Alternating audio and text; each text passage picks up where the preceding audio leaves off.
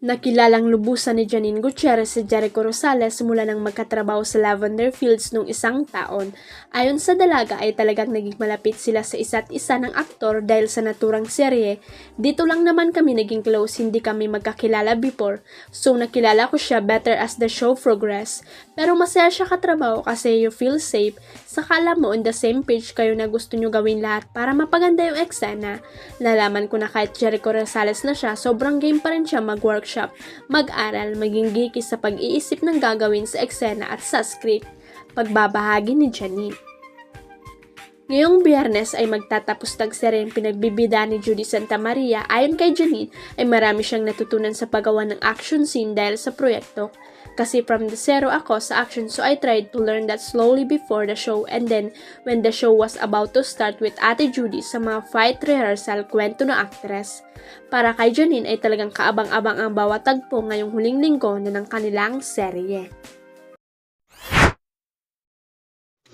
Hanggang ngayon ay pinag-uusapan pa rin ang pagsabak ni Vice Ganda sa Hebe Drama sa pamamagitan ng kanyang Metro Manila Film Festival 2024 entry na, and the breadwinner is, hindi lang ang madlang people ang pumuri sa ipinakitang performance ni Vice sa naturang pelikula kundi pati na rin ang mga kasama niya sa entertainment industry.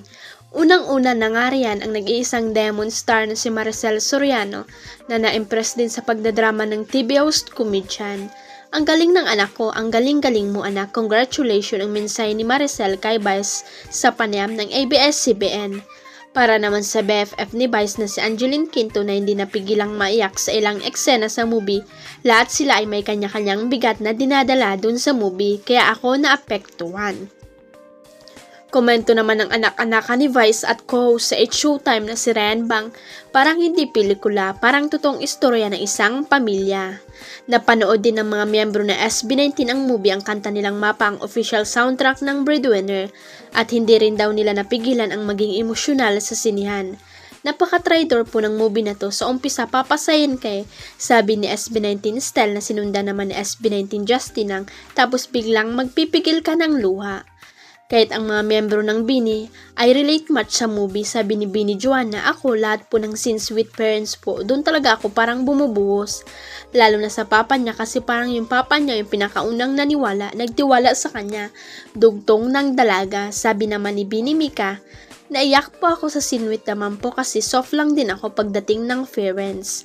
Komento ni Bini Aya, na-realize ko na ako kasi may kapatid din ako na sobrang grateful ko na kaming dalawa nagtutulungan kami, hindi lahat ng may ganong privilege, so yun. Nakakalungkot siya but at the same time may gratefulness. Samantala nagpayag naman ng buong suporta si Vice Ganda sa Angkasangga party list at sa advokasya nito na itaguyod ang kapakanan ng mga breadwinner lalo na sa mga informal sector. Huwag kalimutang i-click ang subscribe button at i-ring ang notification bell para sa latest at legit chika updates.